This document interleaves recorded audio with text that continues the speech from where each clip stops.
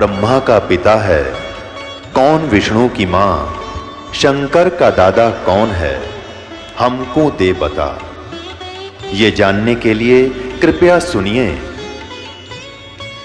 जगत गुरु तत्वदर्शी संत रामपाल जी महाराज के अमृत वचन सर्व पवित्र धर्मों के पवित्र शास्त्रों के आधार पर। मैं इसलिए ये भक्ति बड़ी कठिन बन गई है, बड़ी मुश्किल हो गई है फकीरी यानी भक्ति, क्योंकि इस ज्ञान के जानने वाले लोग नहीं हैं और मैं अकेला बताने वाला हूँ, हजारों की संख्या में मिसगाइड करने वाले हैं। तो ये मुश्किल हाल फकीरी बन गई कि साध मिले साढ़े शादी होंदी। ये वापस आते हैं जब मैं खुशी से फूला नहीं समाता हूँ, और जब ये चले जाते हैं तो दिलगिरी वे यानी दुखी होता हूँ, कहीं इनको कोई मिसगाइड ना कर दे, मुश्किल से सर चढ़ाए। तो यहाँ परमात्मा कहते हैं कि तुम नाचते गाते हो, बकवाद करते हो और 1 मिनट में बिजली गिर जाती है, खा कहिए नाचना गाना। तो ऐसा रहो जैसे नानक साहब जी बताना चाहते हैं कि ना जाने काल की कर डारे और किस में ढल जा पासावे और जिनाते सरते मौत फुड़क दी कि उन्हानु केड़ा हंसावे। और फिर दूसरी बात ये है, जैसे विद्यार्थी, ये एक विद्या केंद्र है पूरी पृथ्वी, और जिनको मानव शरीर प्राप्त है, ये ड्रेस अलग है अन्य प्राणियों से, आपकी कुत्ते से, गधे से, सूअर से। तो ये ड्रेस अलग है, तो इसका काम भी कोई और ही है। यदि वो पशु पक्षियों जैसे ही कर्म हम इस ड्रेस में करते हैं, ये पोशाक है, एक चोला है शरीर हमारा, तो फिर हम समझदार नहीं हैं, हमें पता ही नहीं है कि हम किस उद्देश्य को लेकर ड्रेस पहने हुए हैं। और जो आप विद्यार्थी हैं, मनुष्य शरीर प्राप्त प्राणी पूरी पृथ्वी पर, ये सभी विद्यार्थी हैं और इनको परमात्मा पाने वाली, आत्म कल्याण करवाने वाले इस विद्यालय में प्रवेश प्राप्त हो चुका है। आपके इतने अच्छे नंबर हैं, इतने अच्छे अंक हैं आपके, और जो बच्चा जिस भी ट्रेनिंग में प्रवेश किए हुए है और उस ट्रेनिंग को करता नहीं, विद्यालय के समय को विद्यार्थी जीवन में वो सिनेमा देखता है, शराब पीता है, बढ़िया भोजन खाता है, और जो काम है उसको भूल गया, वो कर नहीं रहा है, तो वो बच्चा बाद में पछताता है। जैसे एक समय ये दास हरियाणा सरकार के अंदर जूनियर इंजीनियर सिविल के अंदर कार्यरत था। तो जहाँ हमारा कंस्ट्रक्शन वर्क चल रहा था, वहाँ पर रोड का भी कंस्ट्रक्शन वर्क चल रहा था, रोड का, सड़क का। तो सड़क के ऊपर एक व्यक्ति काम कर रहा था, उसके बच्चे वही मिट्टी में, जैसे मजदूरों के बच्चे वहीं रहते हैं साथ में, और वहाँ पर एक एक्शन आ गया, उसी रोड का एक्शन, एक अधिकारी होता है, कार्यकारी अधिकारी इंजीनियर। तो वो जब वो चला गया इंस्पेक्शन करके, तो वो व्यक्ति क्या कहता है मजदूर के, ये मेरा क्लास फेलो था, ये एक्शन कभी हम एक विद्यालय में पढ़ा करते थे, मेरे भाग फूट गए, मैं पढ़ा नहीं, आज मजदूरी कर रहा हूँ और मेरे बच्चे भी देखो यहीं पढ़े हैं, और ये पढ़ गया, समय का सदुपयोग कर गया, आज देखो कारों में चलता है, इसके बच्चे पंखों के नीचे कोठियों में लेटे हुए हैं। अब वो रो रहा था इस बात को याद करके।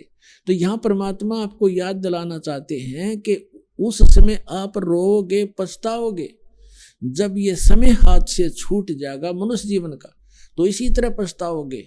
मनुष्य ये विद्यालय का समय है आपका, ये मनुष्य जीवन जब तक है, आप विद्यार्थी हैं और इसमें ये कार्य नहीं किया भक्ति वाला, तो बाद में पशु पक्षी बनकर रोया करोगे।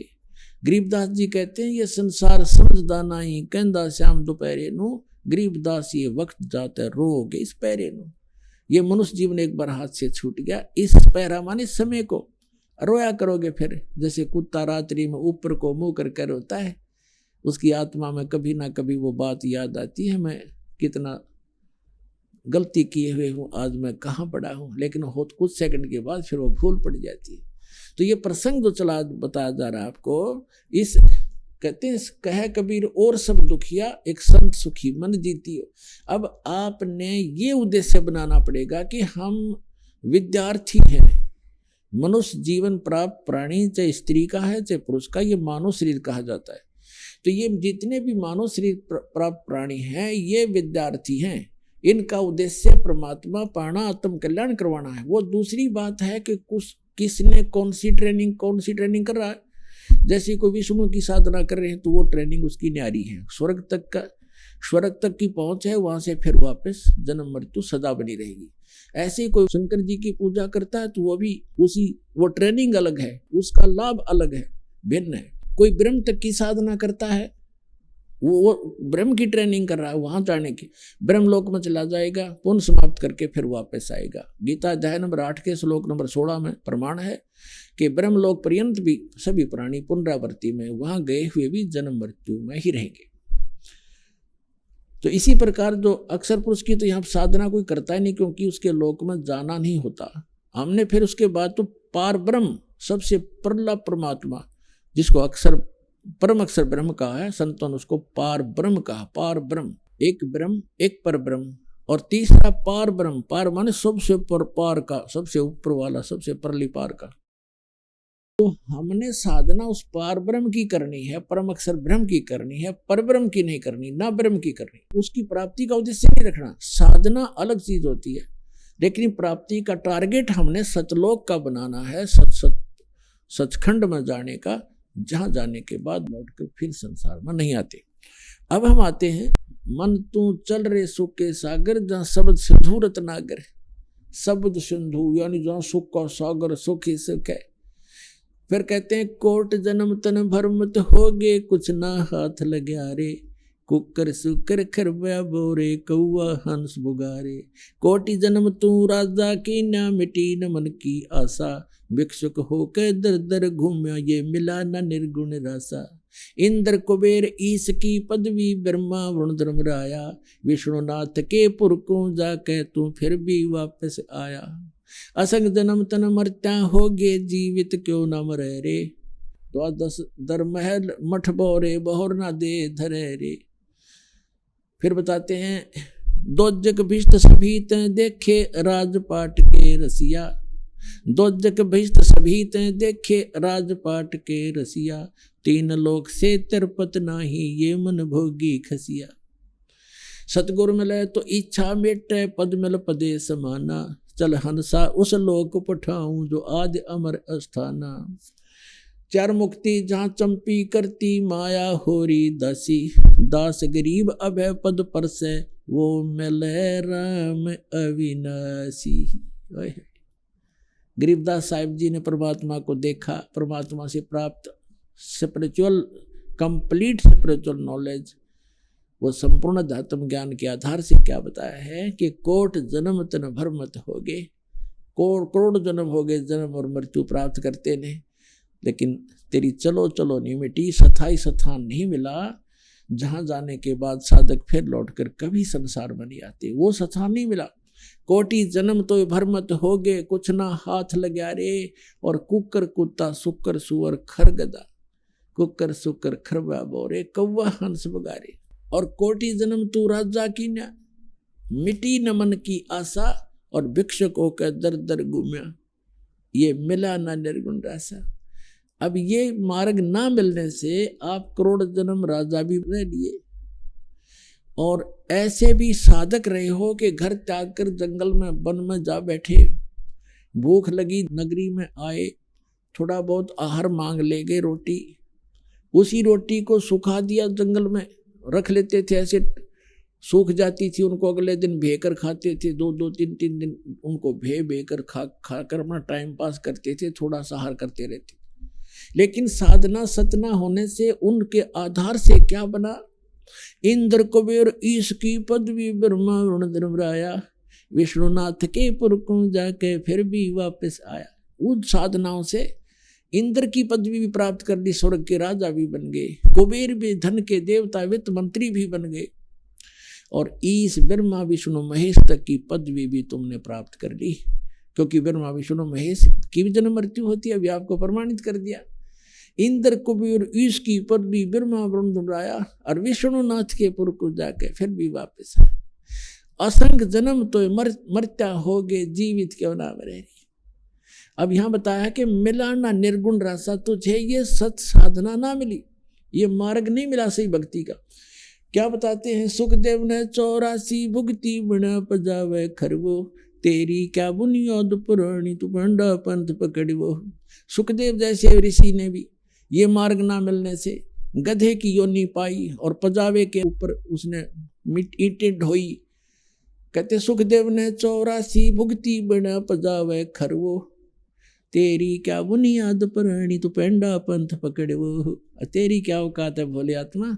तो वो पेंडा माने रास्ता मार्ग भक्ति का, वो यथार्थ भक्ति मार्ग ग्रहण कर पकड़। फिर बताते हैं, असंग जन्म तन मरत्या होगी जीवित क्यों न मरे रे, दवा 10 दर मद महल मठ बोरे बहुर न दे धोर रे।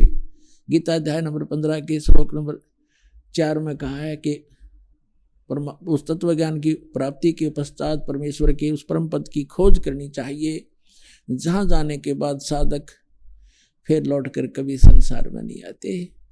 तो यहां बताते हैं कि असंग जन्म तन मरत्या होगे जीवित क्यों ना मरे रे। अब जैसे पुणात्माओं जीवित मरना है, इच्छाओं को घटाना है। एक तो ये ज्ञान से घटेंगी, ज्ञान के बिना मर्यादा बेशक बनाकर बैठ जाओ ये नहीं बनती, ज्ञान से समाप्त होंगी। जैसे आप कोठी बना रहे हो, सारा जीवन ला दिया कोठी बनाने में, और कल मृत्यु होगी और कोठी रहेगी यहीं। एक सेठ था, आंखों देखा एक मजदूर बता रहा था कि हम वहाँ मजदूरी कर रहे थे और उसने कम्प्लेक्स बनाना था शहर के अंदर रोहतक के, और शाम को मजदूरों की तनख्वाह देकर हम वही बैठे बैठे अपने गिन रहे थे तनख्वाह जो हमें मिली थी। और वो वहीं पर टूटी लगा रखी थी तराई तरुई के लिए, गर्मियों का मौसम था। वो स्नान करने लग गया वहीं टूटी के नीचे, नहा के धोती पजामा पहना था और कुर्ता हाथ में लिया था, जब मर गया वही हार्ट अटैक हो गया, बैठा बैठा रह गया। अब चाट ले उस कम्प्लेक्स ने, उड़ के गधा बन के कुमार के फंसेगा। तो परमात्मा कहते हैं जो काम इसका करने का वो भूल गए, बकवादों में लगे रहे तुम, तो इससे इच्छा हटेगी। तो यहाँ बता रहे हैं परमात्मा आपको सतर्क करना चाहते हैं कि ये लोग ठीक नहीं, जिस काम में सारा जीवन तुम लगा रहे हो ये काम केवल इतना ही नहीं है। अब प्राणी को यहाँ टाइम पास करने के लिए मकान भी चाहिए, से झोपड़ी दे दाता पर राम नाम बना रहे, भक्ति बनी रहे या दूर ना हो। और भक्ति बनी रही तो आपको जो भी कोई आपदा कोई आवश्यकता इस जीवन में पड़ेगी, भगवान आगे धर देगा, ठाका जबरदस्ती दे देगा आपको। अब परमात्मा कहते हैं कल्पे कारण कौन है कर सेवा निकाम, सेवा माने पूजा के निष्काम भाव से भक्ति कर और मन इच्छा फल देऊंगा जब पड़े मेरे तक काम। जब तुझे मेरे सतर का काम होगा तेरे प्राप्ति आओगी मुझे नहीं दिखती। जैसे परमात्मा ने एक भूमिका करके दिखाई है, जुलाहे का काम करके झोपड़ी में रह करके, और दुष्ट लोगों ने झूठी अफवाह फैला दी, झूठे पत्र लिख दिए थे कि कबीर साहब भंडारा करेंगे, 18 लाख व्यक्ति आगे भंडारा खाने के लिए, और साथ में ये भी लिख दिया पर्चियों पर चिट्ठियों पर कि प्रत्येक भोजन के बाद सबको एक दोहर देगा। बहुत अच्छा कंबल होता था, कंबल टाइप दोहर, कंबल नहीं होते थे बल्कि दोहर ही ज़्यादा प्रचलित थी उसमें, बहुत सुंदर महंगी। और एक असरपी, एक सोने की मोहर आज तक 30,000 का होता है 10 ग्राम सोना, वो एक मोहर इतनी होती है 10 ग्राम की कि वो दक्षिणा देगा। इस लालच में सारे तागे पृथ्वी के जितने साधु संत थे नकली असली, और परमात्मा एक झोपड़ी में बैठे, शाम का भोजन है तो सुबह का अन्न नहीं होता, ऐसी स्थिति में 18 लाख व्यक्ति आगे।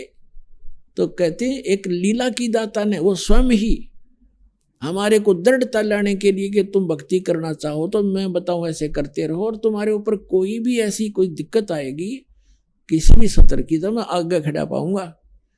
तो यहाँ परमात्मा ने दूसरा रूप बनाया केशव बंजारे का, और सतलोक में गए भगवान, वहां से 9 लाख बैलों के ऊपर, पहले बैलों के ऊपर ही ट्रांसपोर्टेशन होता था, ट्रांसपोर्ट का काम गाड़ियां भी नहीं थी, जंगलों में से चलना होता था। बैलों के ऊपर जैसे गधे का बोरा होता है ऐसा डाला करते थे, तो उसमें कोई खांड भर ले जाता, कोई बाजरा, कोई ज्वार, एक मंडी से दूसरी मंडी में ले जाते थे। तो ट्रांसपोर्ट का काम बैलों से होता था। उनको बंजारे बोलते थे, बिजनेसमैन, बनज करने वाले बंजारे।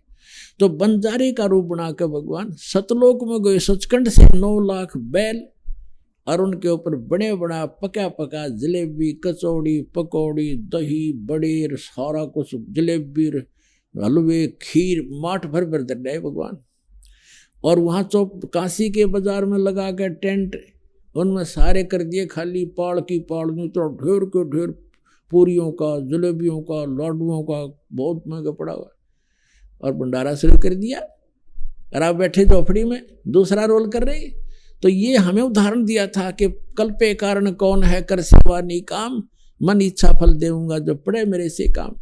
तो हम अगर सच्ची साधना, सच्चे मन से भगवान की भक्ति करेंगे और मर्यादा में रहते हुए, हमने घनी चीज आवश्यकता नहीं। एक तो आवश्यकता हम खत्म करेंगे, जैसे हम भक्ति करेंगे तो भगवान हमारी आपदाओं को टालेगा। दूसरी बात यह है कि हम विवाह शादी में जो खर्च करते हैं बंद करना पड़ेगा, और ना ही ज़्यादा संग्रह करने की नीत बनाओ, क्योंकि हमने सफ़र भी तय करना। सतलोक जाने वाले मार्ग पर हम चल पड़े। अब यात्री घना वजन उठाकर सफ़र तय नहीं कर सकता। कोठी भी बना लो, बंगले भी बना लो, फलाना भी कर दो, नहीं। आवश्यक वस्तुएं अवश्य लो, बनाओ, अनावश्यक मत करो। रीति रिवाज खत्म करो जो यहाँ बेतुकी बना रखिए। एक लड़की का विवाह कर दिया, फिर उसको हमने बोझ न्यू मान लिया कि पहले तो यहाँ खर्चा गणा करें, लोग दिखावा करना पड़ा, देखम देखा। विवाह के अंदर गहने देने पड़े, कपड़े 40 अगलियाँ के, 20 पछलियाँ के, वे मतलब वो इधर उधर ठाएं फिरते रहते। फिर कोई त्यौहार आता है या कोई लड़की का लड़का हो गया, एक ब्याह और शुरू हो गया। आजकल के वो पी लिया और फिर वो कुआ पूजना चाहिए, भगवान पूजा वो कुएं ने, कोई बात हुई है। तो इस तरह के जो सूचक बात आदि हैं, ये बेमतलब की परंपराएं हैं, ये खत्म करनी पड़ेंगी। भगत ने जगत की तरफ देखना नहीं चाहिए। अगर जगत की तरफ भगत देखेगा तो सफर पर चल नहीं सकेगा। और परमात्मा कहते हैं कुल करने के कारण ये हंसा गया बिगो, और फिर ये कुल के कर लेगा जब तुम 4 पाया का हो। आज तो इस कुल के रिवाजों को देखकर भक्ति से दूर हो गया, उनके लोक लाज में आके। तो फिर परमात्मा कहते हैं यो कुल, ये तेरा जो खानदान है, जो तेरे मोहल्ले के लोग हैं, गांव के, ये फिर तुझे कैसे बचा देंगे जब तू 4 पाया का गधा बन के खड़ा हो गया, बैल बन के खड़ा हो जाएगा। तो यहाँ परमात्मा कहते हैं कुल करनी के कारण, कुल की परंपराओं के कारण हंसा गया बिगो। ये भक्त डगमग हो गया और छोड़ गया मार्ग को, तो तब कुल यू के कर लेगा जब तू 4 पाया का हो। तो इन सब बातों को याद करके हमने जगत को नहीं देखना, भगत ने भगत को ही देखना होता है, और परमात्मा के नियम का पालन करके आगे बढ़ना। अब क्या बताते हैं कि दोजक बैस सभी तैं देखे, राजपाट के रसिया, और 3 लोग से भीतर पतना ही यो मन भोगी खसिया। अब इस मन की ऐसी गंदी वृत्ति है। एक हमारे गांव का एक बहुत पुराने समय में एक्सीन बन गया, कार्यकारी अधिकारी इंजीनियर सिविल के अंदर। उसने 3 कोठी बना दी, अच्छा धन दान था, 2 लड़के थे। उसकी मृत्यु, वो पैरालाइज, दुर्घटना होगी, दुर्घटना पैरालाइज होकर मरा। 3 कोठी बेटे 2।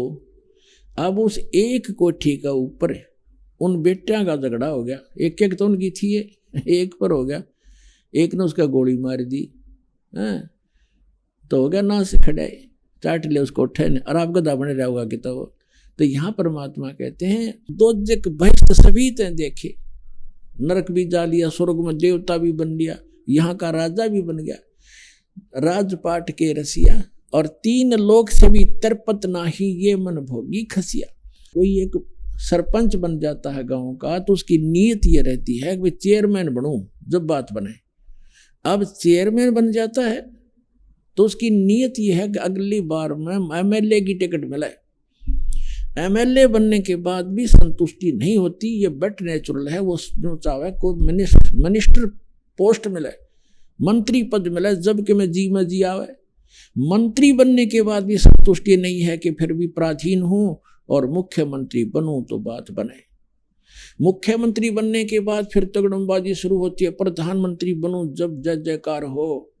प्रधानमंत्री का नंबर आ इतने भाई की टिकट कट जा, फिर गधा बना पावेगी तो कुमार के बोरे तले। तो परमात्मा कहते हैं ये ज्ञान समझ में आओगा सतगुरु की शरणों में। जैसे परमात्मा बार बार हमें कितने प्रकार से समझाते हैं, मन नेकी कर ले 2 दिन का मेहमान, मन नेकी कर ले 2 दिन का मेहमान। फिर क्या बताते हैं, आखिर तुझको कौन कहेगा गुरु बिन आत्म ज्ञान, मन नेकी कर ले 2 दिन का मेहमान। क्या कहते हैं कि ठीक है तो मनुष्य जीवन में है, कहीं भी जाएगा, रिश्तेदारी में जाएगा, कोई बड़े छोटे अच्छे नेक व्यक्ति से मिलेगा, आपको वो सांसारिक जीवन की तो ट्रेनिंग दे सकते हैं, धन जोड़न की भी दे सकते हैं, लेकिन गुरु के बिना तुझे आत्म ज्ञान नहीं मिलेगा। तो क्या बताते हैं, आखिर तुझको कौन कहेगा गुरु बिना आत्म ज्ञान। कि आत्म ज्ञान और परमात्म ज्ञान ये 2 ज्ञान होते हैं। आत्म ज्ञान तो ये है कि हम कौन हैं, कहाँ से आए हैं, हमारा उद्देश्य क्या है, ये मृत्यु और जन्म हो रहा है। और परमात्म ज्ञान वो है जो परम पिता कौन है, जिसकी साधना से पूर्ण मोक्ष हो, वो कौन है, तो वो बताया जा रहा है। तो यहाँ क्या बताते हैं कि 3 लोक से तिरपतना ही ये मन भोगी खसिया।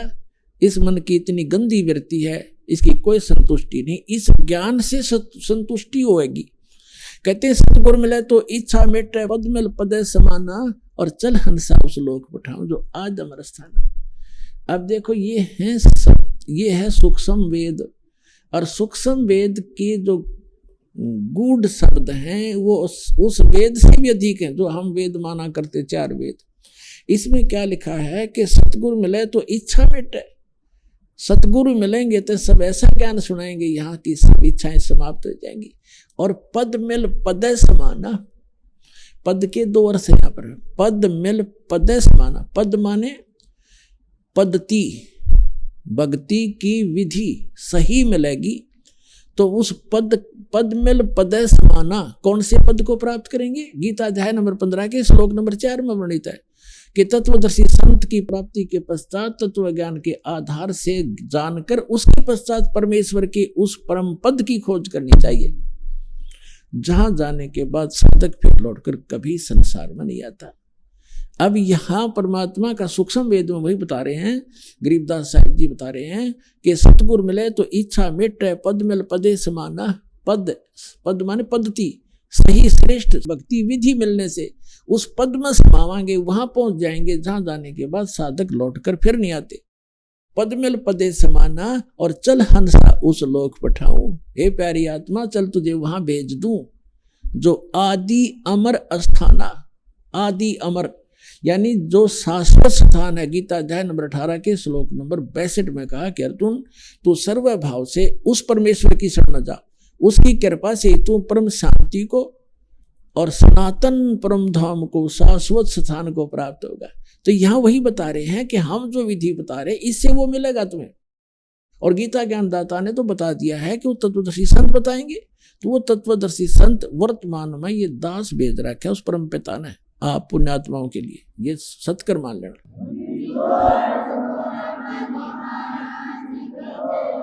अब क्या बताते हैं कि सतगुरु मिले तो इच्छा मिटे इस मन की। कहते हैं सुरपति दुखिया भूपति दुखिया, रंग दुखी बप्रीति हो, कह कबीर और सब दुखिया, एक संत सुखी मन जीती। अब संत मन जीती बना रहा है दास आपको, ये इच्छाएं हटेंगी, मन की वृत्ति चेंज होगी। सतगुरु मिले तो इच्छा मिटे पद मिल पदे समाना, और चल हंसा उस लोक पठाऊं जो शाश्वत स्थान, आदि अमर स्थाना। आदि यानी पहले का, सदा से ही है वो, और अमर शाश्वत स्थान है। फिर वहां क्या सुख है? 4 मुक्ति जहां चंपी करती। अब जैसे यहाँ की जो मुक्तियां हैं 4 मुक्तियां हैं। ये चारों की चारों प्राप्त प्राणी भी वापस जन्म मृत्यु में रहता है, वो सदा वो सुख उनको नहीं प्राप्त रहता, और वहां जाने के बाद सदा सुख रहेगा। सतलोक में जाने के बाद 4 मुक्ति जहाँ चंपी करती माया होरी दासी, और दास गरीब अब पद पर से वो मिले राम अविनाशी। गीता अध्याय नंबर 15 के श्लोक नंबर 17 में जो कहा है, उत्तम पुरुष तु अन्य परमात्मा इति उदाहरता, ये लोग चरम अविश्य विवृत्ति अवैश्वर है। तो वो परमात्मा अविनाशी परमात्मा आपको मिलेगा जो साधना हम बता रहे हैं, ये दास बता रहा है, और वहां सदा सुखी रहोगे, आपका परिवार होगा, वो कभी मृत्यु को प्राप्त नहीं होगा, किसी चीज का अभाव नहीं होगा। और यहाँ से तो आपने जाना पड़ेगा, यह आपको याद है खूब, और याद रखना। इसलिए यहाँ की इच्छा हटा कर अब वहां की आशा बनाए सतलोक जाने की, जहाँ आशा ता बासा हुई, और मन कर्म वचन सुमरियो सोई। बोलो सतगुरुदेव।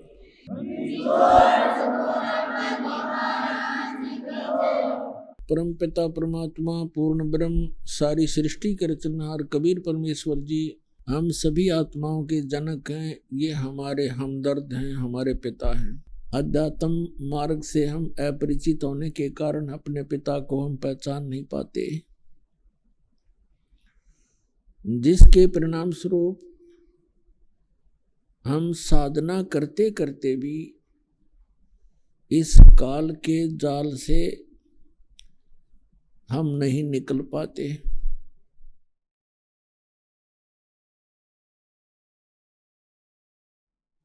ये काल का एक भयंकर जाल है।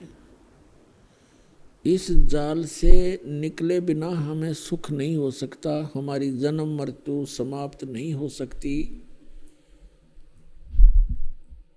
और अभी तक जो भी हमें अध्यात्म ज्ञान मिला था वो यूजलेस था, बेसलेस था, निराधार था, झूठा था। जितने भी संत ऋषि महर्षि जो सतयुग से लेकर आज तक रहे हैं, इन सभी ने परमात्मा को निराकार बताया है। और जैसे स्वर्गलोक, ब्रह्मलोक, ये स्थान भी उन्होंने बताया हमारे को। स्वर्गलोक बताए हैं,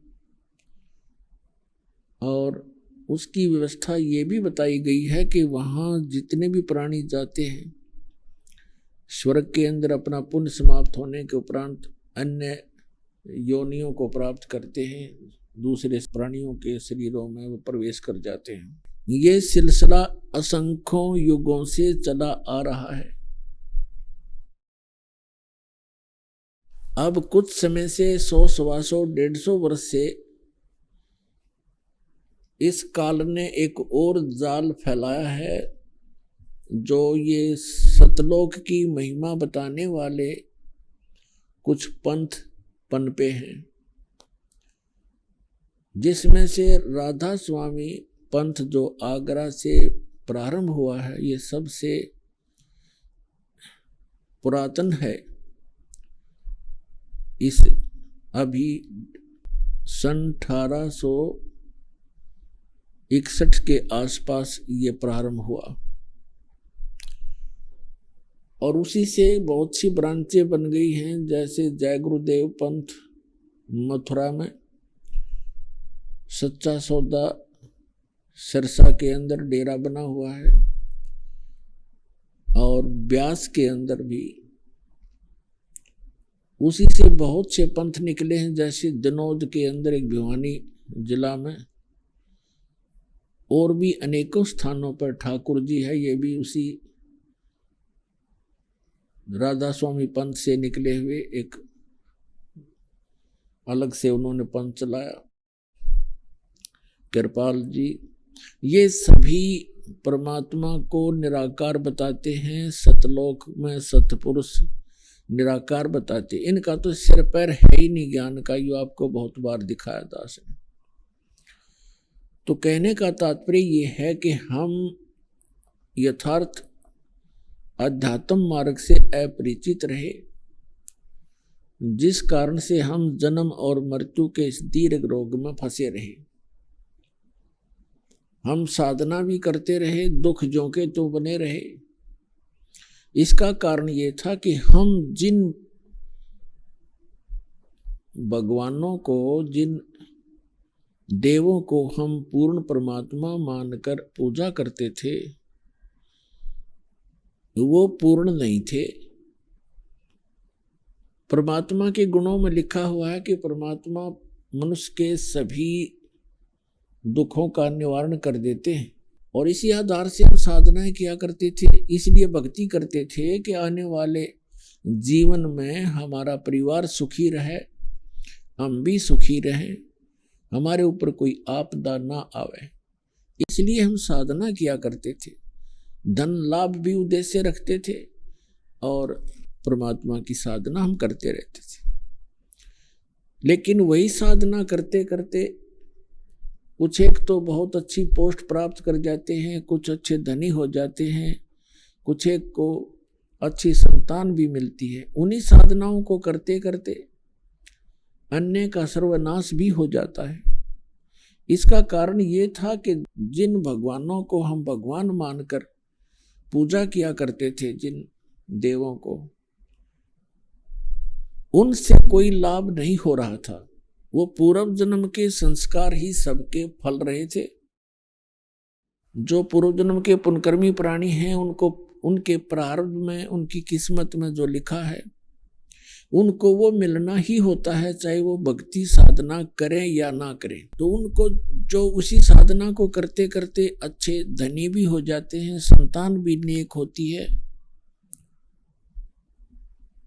और संसार के अंदर वो सुखी भी नजर आते हैं। उनके पूर्व जन्म के पुण्य थे, उन्हीं के आधार से उनको जो प्राप्त हुआ, वो भक्ति से उसका कोई लिंक नहीं था, क्योंकि उसी साधना को करते करते दूसरे उसी कुल के, उसी परिवार के सदस्य भी वही साधना कर रहे होते हैं और उनको इतनी हानि हो जाती है कि सोच भी नहीं सकते, क्योंकि उनके पुण्य नहीं थे। तो यही ज्ञान देने के लिए परमात्मा स्वयं आते हैं कि तुम जिन देवों की, जिन प्रभुओं की पूजा कर रहे हो, उनसे आपको वो लाभ नहीं हो सकता जो श्रीमद् भगवद गीता अध्याय नंबर 18 के श्लोक नंबर 62 में वर्णित है। गीता अध्याय 15 के श्लोक नंबर 4 में वर्णित है। उनमें कहा है कि हे अर्जुन, तू सर्वभाव से उस परमेश्वर की शरण में जा, उसकी कृपा से ही तू परम शांति को और सनातन परम धाम को प्राप्त होगा। तो यहां परमात्मा स्वयं आकर 600 वर्ष पहले ये ज्ञान करा कर गए थे। परमात्मा कहा करते कबीर जी, तीन देव की जो करते भक्ति, उनकी कदे ना होवे मुक्ति। गुण तीनों की भक्ति में ये भूल पड़ो संसारे, कहें कबीर निज नाम बिना कैसे उतरो पारे। तीन देव की जो करते भक्ति, उनकी कभू न होवे मुक्ति। वो तीन देव कौन कौन है? श्री ब्रह्मा जी रजगुण, श्री विष्णु जी सतगुण और श्री शंकर जी तमोगुण। तो परमात्मा 600 वर्ष पहले कहा करते थे, गुण तीनों की भक्ति में ये भूल पड़ो संसारे, कहें कबीर निज नाम बिना कैसे उतरो पारे। तीन देव की जो करते भक्ति, उनकी कदे ना होवे मुक्ति। पुण्यात्माओं, आज से लगभग 600-550 वर्ष पूर्व और भरे बाजार में सत्संग के अंदर प्रवचनों में ये कहना कि तीनों देवता ब्रह्मा विष्णु महेश की जो पूजा करते हैं, उनको कोई मोक्ष प्राप्त नहीं हो सकता, उनको कोई उनकी गति नहीं हो सकती। तो पुण्यात्माओं, ये बहुत ही कठिन कार्य था और परमात्मा ने ये 600 वर्ष पहले कहा, ये ज्ञान दिया, जिस कारण से परमात्मा का बहुत विरोध हुआ कबीर परमेश्वर का। उनके साथ बहुत सी बदतमीजियां की गई, उनको जान से मारने की भी चेष्टा बार बार की गई, लेकिन वो समर्थ थे। वो हमारे पिता हैं और वो हमारे लिए ही आते हैं कि कभी ना कभी तो इनका ये नशा, ये झूठे सुख का नशा जो काल ने कर दिया त्रिगुणमयी माया का, ये कभी तो उतरेगा, कभी तो मुझे पहचानेंगे। तो अपनी पहचान छोड़कर चले गए थे भगवान 600 वर्ष पहले, सन 1398 से सन 1518 तक 120 वर्ष एक जनसाधारण की भूमिका की, एक सिंपल जुलाहा बनकर, धानक बनकर रहे भगवान। और उसी बनारस की कुटिया से असंख्य ब्रह्मांडों का संचालन भी कर रहे थे, प्रत्येक प्राणी की वो सुरक्षा व्यवस्था भी कर रहे थे। अपने आत्मा परमात्मा ने 600 वर्ष पहले कहा था कि 3 देव की जो करते भक्ति, उनकी कबू ना होवे मुक्ति। तुम कौन राम का जपते जापम, तात कटे ना तीनू तापम। परमात्मा कहा करते, तुम किस भगवान की भक्ति कर रहे हो, किसका मंत्र जाप कर रहे हो, उन भगवानों से तुम्हारा कोई 3 ताप का जो कष्ट है वो भी दूर नहीं हो सकता। आज आपको प्रमाणित करते हैं कि हमारे सदग्रंथ भी यही प्रमाण करते रहे। श्रीमद् भगवत गीता अध्याय नंबर 7 के श्लोक नंबर 12 से लेकर 15 में ये स्पष्ट किया है कि 3 देव, श्री ब्रह्मा जी रजगुण, श्री विष्णु जी सतगुण और श्री शिव जी तमगुण की जो साधना भक्ति करते हैं उनको कोई लाभ नहीं होता। इसके विपरीत श्रीमद् भगवत गीता में कहा कि इन तीनों गुणों पर आधारित, तीनों गुणों रजगुण ब्रह्मा सतगुण विष्णु तमगुण शिव जी की साधना से मिलने वाले लाभ पर अक्षणिक लाभ है। इसके ऊपर जिनकी बुद्धि सेट हो गई है और किसी की बात सुनने को तैयार नहीं है, उनको कहा है राक्षस स्वभाव को धारण किए हुए मनुष्यों में नीच और दूषित कर्म करने वाले मूर्ख। गीता ज्ञानदाता कहता है मेरी भक्ति भी नहीं करते। अपने आत्माओं, अध्यात्म मार्ग से हम दूर घने हो गए और अज्ञान हमने ज्यादा ग्रहण कर रखा है। इसलिए प्रथम बार ये वचन कोई सुनता है तो उसको बहुत ज्यादा दुख होता है, मचल जाती है आत्मा, क्योंकि हम श्री विष्णु श्री शंकर जी इनके रंग में बहुत ज्यादा रंगे हुए हैं। और जब सच्चाई सुनते हैं एक बार कड़वी अवश्य लगती है, लेकिन कुछ दिनों के बाद वो मीठी हो जाती है, क्योंकि उस अज्ञान से हमारी आत्मा में निर्मलता समाप्त हुई। और जब सच्चाई प्रारंभ होती है तो आत्मा एकदम उसके विपरीत सोचती है, सटराई करती है। लेकिन सच्चाई के अंदर इतना दम होता है, वो अपना स्थान बनाकर ही रहती है। जब दास ने यह सत्संग शुरू किए, इतना विरोध हुआ। एक बार तो ऐसा लगा कि परमात्मा आपका ज्ञान आपके बच्चों तक कैसे पहुंच पाएगा। कदम कदम पर विरोध हो रहा है। किसी भी वर्ग में देखिएगा, सभी ये कहने लगे कि रामपाल तो निंदा करता है, लेकिन इस दास को पता था कि निंदा नहीं, एक परोपकार कर रहा हूं। जैसे सदग्रंथों को आपके रूबरू कर रहा हूं, और जिन भी ऋषि महर्षि आचार्यों शंकराचार्यों या किसी संत मंडलेश्वर ने जो भी ज्ञान उन्हीं संतों को आधार मानकर बताया है, उसके अनुभव को और वेदों और गीता और पुराणों से तुलना कर देता हूं। मेरा सिर्फ इतना सा काम है कि हमारे सद्ग्रंथ सत्य है, इसके विरुद्ध जो जिसका ज्ञान है वो असत्य है, शास्त्र विधि त्याग कर मनमाना आचरण है, वो यूजलेस है, व्यर्थ। इसको एक आलोचना ना समझें, इसको एक परोपकार समझें। जैसे ये कई शरारती व्यक्ति, कुछ असामाजिक तत्व नकली नोट छाप देते हैं 500 और 1000 रुपए के। जब सरकार को पता चलता है तो वो क्या करते हैं, ओरिजिनल और डुप्लीकेट दोनों साथ साथ दिखाते हैं समाचार पत्रों में, इलेक्ट्रॉनिक मीडिया, टीवी चैनलों पर, और वो बताते हैं कि देखो ओरिजिनल में ये है और डुप्लीकेट ये ऐसा है, इसमें ये नहीं है, ये त्रुटि है।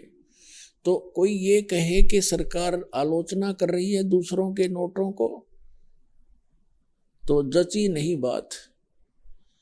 ठीक इसी प्रकार वो सरकार एक बहुत बड़ी परोपकार कर रही है, नहीं तो लाखों लोग लुट जाते। तो यही उद्देश्य दास का है कि आपके ओरिजिनल और डुप्लीकेट ज्ञान को दोनों को रूबरू कर रहा हूं, और इससे आपको पहचान होगी सत्य और असत्य की, आपका जीवन नाश होने से बच जाएगा। तो इसका परिणाम अब अच्छा निकल रहा है। आपको दिखाते हैं श्रीमद् भगवद गीता, ये एक अनमोल ग्रंथ है, ये चारों वेदों का इसके अंदर सारांश है, और इसके अंदर बहुत ही सिस्टेमेटिकली ज्ञान दिया हुआ है, तरतीब वाइज दिया हुआ ज्ञान है। लेकिन हमारे धर्मगुरु हमारे अध्यात्म सदग्रंथों को समझ नहीं सके, जिस कारण से ये हमें लोक वेद सुनाते रहे। लोक वेद का अर्थ होता है दंत कथा, अक्षेत्रीय ज्ञान, लोक वेद सुना सुनाया ज्ञान एक दूसरे से जो सत्य ना हो, उसको लोक वेद कहते।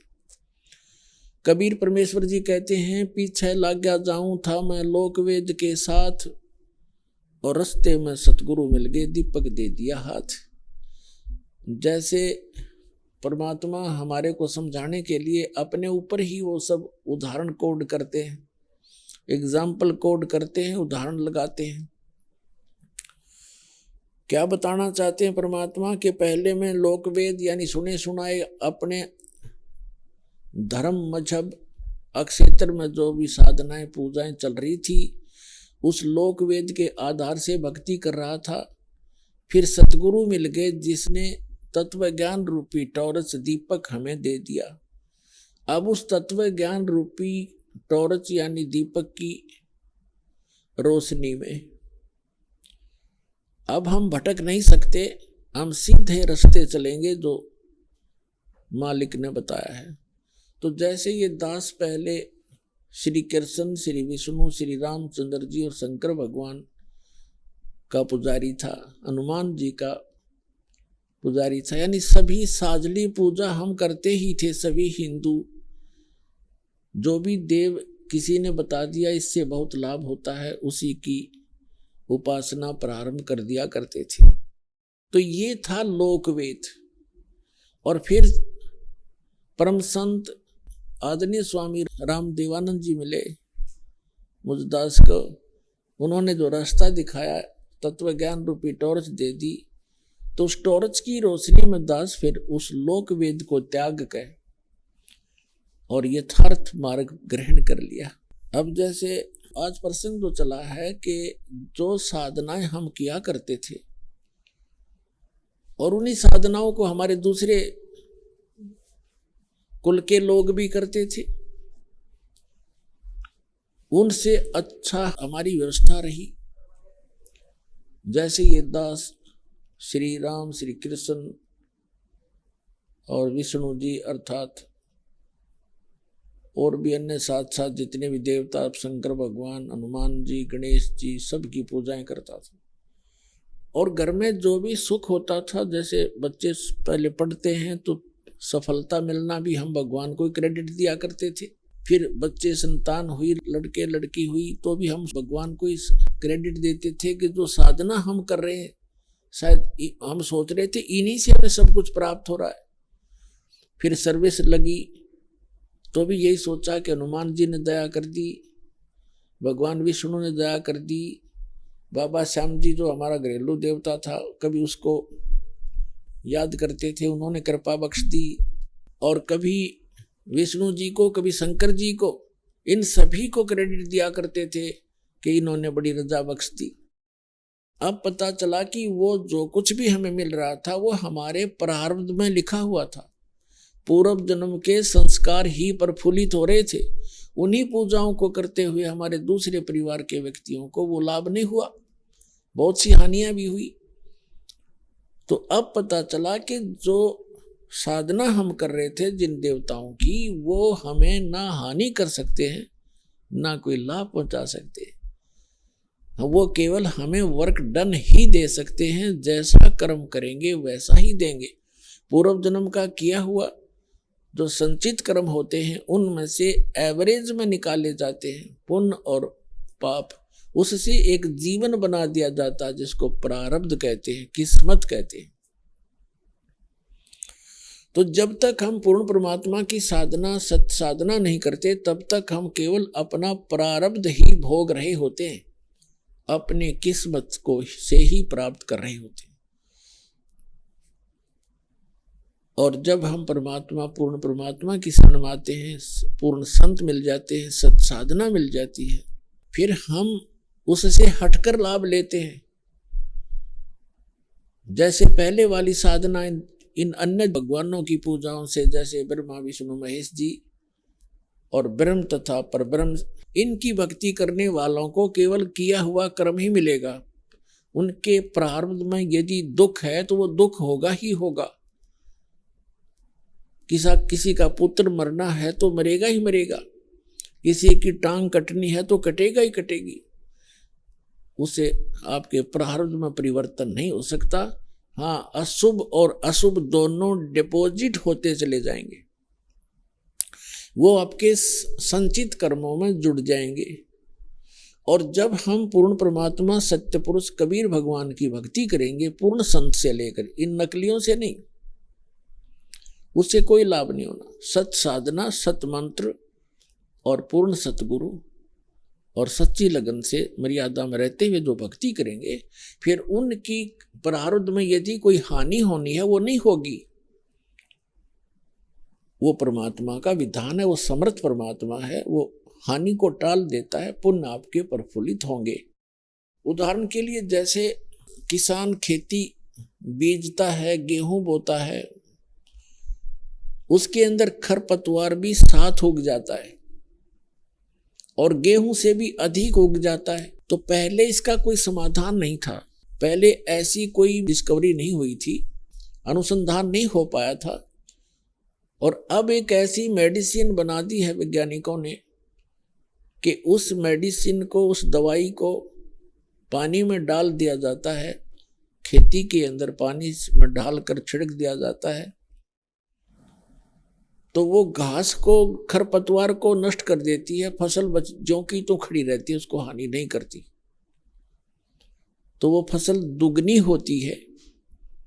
इसी प्रकार अब परमात्मा ने यह दया बख्शी है, अपने वो जैसा नियम है उसका, वो रहस्य गूढ़ मंत्र, वो गुप्त मंत्र परमात्मा यहाँ सार्वजनिक करता है, जिसके जाप करने से हमारा वो खरपतवार रूपी पाप नष्ट हो जाते हैं, हमारे पुण्य शेष रह जाते हैं।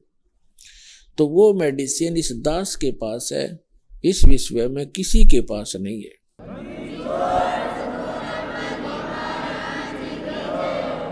तो अब आपको दिखाते हैं कि श्री ब्रह्मा, श्री विष्णु, श्री शिव जी के विषय में हमारी गीता जी क्या बताती है, इनकी साधना करने वालों को क्या संज्ञा दी है।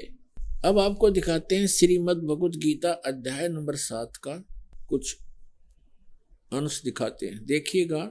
श्रीमद् भगवद गीता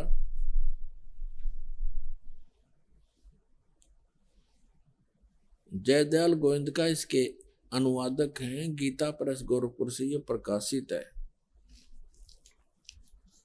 हम इसका 7वां अध्याय लेते हैं। ये है 7वां अध्याय, 7वां अध्याय श्रीमद् भगवत गीता का। इसके प्रथम मंत्र में क्या कहा है कि हे पार्थ, अनन्य प्रेम से मुझ में आसक्त चित्त तथा अनन्य भाव से मेरे प्रयाण होकर योग में लगा हुआ तू जिस प्रकार से संपूर्ण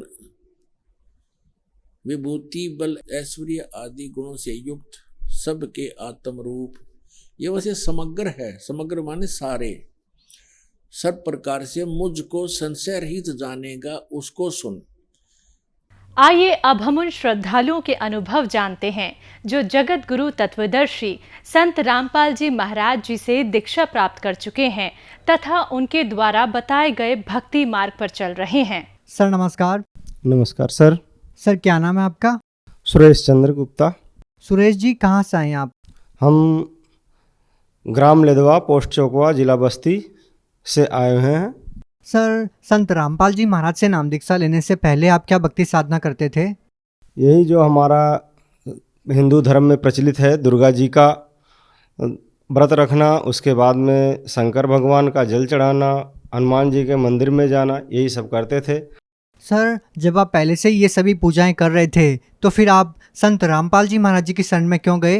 हम पूजा करते थे मगर हमको लाभ नहीं होता था। हम नवरात्र में 9 दिन का व्रत भी रखते थे, हाथ में कपूर भी जलाया था, यहाँ पर देखिए, और पूरा फिर भी कुछ लाभ नहीं हुआ पढ़ते हुए। क्या लाभ चाहते थे आप? लाभ हम कोई भी हमारा रोजगार में लाभ होता या कोई भी हम अपना पढ़ाई कर रहे थे उसमें भी लाभ नहीं होता था। हम किसी भी कारण से हमेशा तकलीफ में ही रहते थे, कोई हमें सुख नहीं होता था। आपको संत रामपाल जी महाराज जी के बारे में कैसे पता लगा? हमारे घर पे किताब रखा था, हमारे बड़े भाई हैं, वो जो है कोई भगत जी लेके दे गए थे और हम वो किताब देखे और उसके बाद में थोड़ा पढ़े 10-15 पेज। उसके बाद हम बाहर चले गए थे सऊदी अरब। उसके बाद वहाँ पर बड़ी मोबाइल लिया तो हमने संत रामपाल जी महाराज का जो है सत्संग सुना, उनका ज्ञान अच्छा लगा और फिर वहाँ से आए। उसके बाद में फिर हम जो है 2016 में सऊदी से वापस आए। फिर हम जो है चले, हमारे वाइफ का जो है ऑपरेशन हो गया बड़ा। फिर उसके बाद में हम घर पे 1.5 साल रुक गए। उसके बाद में हमको जो है फिर ठीक हो गई हमारी वाइफ। उसके बाद में हम चले गए मुंबई में फिर कुछ दिन हम सत्संग सुने। उसके बाद हमारा दिल नहीं लगता था इधर उधर पूजा पाठ में, कुछ भी। हमारा सब पूजा करके हम थक चुके थे, इसके लिए जो है हमें तकलीफ़ के अलावा अच्छा नहीं मिला। फिर हम वहाँ से आने के बाद और 1.5 साल बीता। फिर हम ढूंढने लगे कि संत रामपाल जी महाराज के से नाम दीक्षा कैसे लिया जाए, कहाँ पर कोई मिलेगा। फिर हमारे पड़ोस में है 2 किलोमीटर दूर पे एक भगत जी हैं, उनसे हमारी मुलाकात हुई एक दिन और उसके बाद में हम उनके साथ में नाम दीक्षा केंद्र पे गए। हमारे बस्ती में नाम दीक्षा केंद्र है, वहाँ पर हम भगत जी के साथ में गए और उसके बाद में हम 2 तारीख 7वां महीना 2021 में नाम दीक्षा लिया। सर जो पहले आप भक्ति साधना कर रहे थे, उन साधना को करने के बाद क्या आपको कोई विशेष लाभ मिला? क्या आपके जीवन के जो दुख दर्द थे क्या वो ठीक हुए? हमारा जो है काम करते थे, हमारे जो भगतमती हैं उनको जो है तकलीफ़ रहता था, भूत प्रेत की बाधा थी, हम हमेशा परेशान रहते थे। हमारे 4 बच्चे हैं, उनका भी जब से पेट में रहते थे हमेशा दवा ही कराना पड़ता था। हम रात के रात सो नहीं पाते थे, हमेशा जो है अस्पताल का चक्कर लगाना पड़ता था। बाहर जाते थे, मुंबई जाते थे कमाने के लिए 2 पैसा। उसके बाद में वहाँ से पता लगता था कि आके घर पे दवा कराओ। घर पे आते थे तो पैसे का प्रॉब्लम, और बाहर जाते थे पैसा होता था तो दवा कराने के लिए जाने के लिए कोई दिक्कत कोई मिलता नहीं था। इसके लिए हमें बहुत लाभ जो है बहुत नुकसान होता था, हमारा परेशानी बढ़ता ही जाता था। सर संत रामपाल जी महाराज जी से जो भी सद्भक्ति लेता है उनको अनेकों लाभ मिलते हैं, तो सर हम आपसे ये बात जानना चाहेंगे कि क्या संत रामपाल जी महाराज जी वाकई में अपने शिष्यों को कोई लाभ देते हैं? सर क्या कहना चाहेंगे इसके बारे में आप? हाँ, संत रामपाल जी महाराज हमारे लिए भगवान हैं और हैं ही ऐसे। वो शास्त्र विधि भक्ति कराते हैं, हर किसी को लाभ मिलता है। जो कोई भी है तन मन धन से भक्ति करता है उनकी, मालिक उसकी हर तमन्ना पूरी करते हैं। हमारा भी पूरी किए हैं। हमारा साटिका का रोग था, गठिया का रोग था, कमर दर्द था। 25 साल से हम एसटी हॉस्पिटल में दवा कराए थे मुंबई में, उसके बाद गांव में भी हॉस्पिटल में दवा कराए, हमारा कोई लाभ नहीं हुआ। और परमात्मा की शपथ ग्रहण करते हुए संत रामपाल जी महाराज का नामदान उपदेश लेते ही हमारा 3 दिन में सब गठिया का दर्द, कमर का दर्द 25 साल से पुराना था, उसके बाद में साटिका का रोग सब खत्म हो गया। 3 दिन में, केवल 3 दिन में हमारा मालिक ने सब दूर कर दिया वो दुख। संत रामपाल जी महाराज से नाम दीक्षा लेने के बाद हमारा 25 साल का पुराना रोग ठीक हो गया। संत रामपाल जी महाराज की इतनी मंत्रों में शक्ति है कि उनका जो है नाम दीक्षा लेते ही, संत रामपाल जी महाराज के नाम दीक्षा लेते ही तुरंत 2-3 दिन में ही अच्छे तरह से भक्ति करने से रोग नाश हो जाता है। और हमारा पिताजी का तकलीफ़ था, उनका जो है टीबी का मरीज थे, प्रोस्टेट बढ़ गया था और उसके बाद में उनको शुगर भी था। संत रामपाल जी महाराज से नाम दीक्षा दिलाया, उसके 1-1.5 महीने के बाद उन्होंने सारी दवाएं बंद कर दी। उन्होंने बोला कि अब हम संत रामपाल जी महाराज से नाम दीक्षा ग्रहण कर चुके हैं और अब हम दवा नहीं खाएंगे, हम किसी चीज़ का परहेज़ भी नहीं करेंगे, उनके पास शक्ति होगा तो वो हमें ठीक करेंगे। संत रामपाल जी महाराज की से नाम दीक्षा लेने के बाद उनका जो है शुगर भी ख़त्म हो गया, टीबी का रोग भी ख़त्म हो, कोई भी जो है अभी दवा नहीं खा रहे हैं। संत रामपाल जी महाराज का नाम लेने से वो एकदम बिल्कुल स्वस्थ हैं, सब कुछ खा रहे हैं, पी रहे हैं और आराम से एकदम स्वस्थ हैं। और उसके बाद एक और हम लाभ बताते हैं। संत रामपाल जी महाराज से नाम दीक्षा लेने के बाद हमारी पत्नी का हाथ में दर्द था, डॉक्टर वत्सल को हम दिखाए थे लखनऊ में आइकॉन हॉस्पिटल में, और जो है उनका हाथ ऐसे घूमता नहीं था, बटन तक नहीं बंद कर सकती थी। और अभी परमात्मा का संत रामपाल जी महाराज का जो है नाम दीक्षा लेने के बाद उनका हाथ का दर्द पूरा बिल्कुल ठीक हो गया है। अभी दर्द भी नहीं है, झुनझुनाहट भी नहीं है, एकदम आराम से है। अभी काम भी कर रही हैं, सब कुछ कर रही हैं।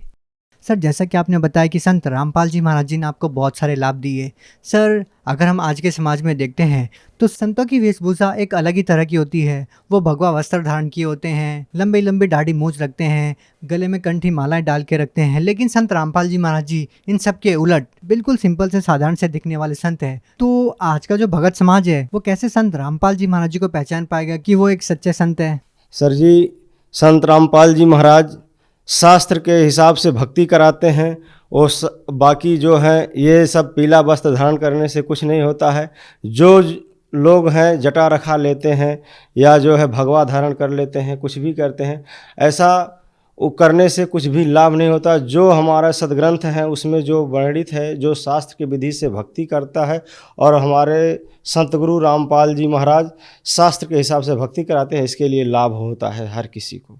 सर, आप भगत समाज को क्या संदेश देना चाहते हैं? भगत समाज को हम यही संदेश देना चाहते हैं कि इस धरती पे संत रामपाल जी महाराज के जैसा कोई गुरु नहीं है, कोई संत नहीं है, और उनसे जो है हमारी विनती है, प्रार्थना है हाथ जोड़कर कि वो जो है आएँ और अपना कल्याण कराएं। सर, अगर कोई व्यक्ति संत रामपाल जी महाराज से नाम दीक्षा लेना चाहता है तो वो उनसे नाम दीक्षा कैसे ले सकता है? फेसबुक और यूट्यूब पर संत रामपाल जी के चैनल आते हैं, उस पर जो है नीचे एक पीली पट्टी चलती है, उस पर जो है नंबर रहता है, वहाँ से नंबर लेकर और उसके बाद में फ़ोन करके फिर नज़दीकी नामदान सेंटर का पता लेकर आप जो है नाम दीक्षा ले सकते हैं। जी, धन्यवाद। धन्यवाद सर।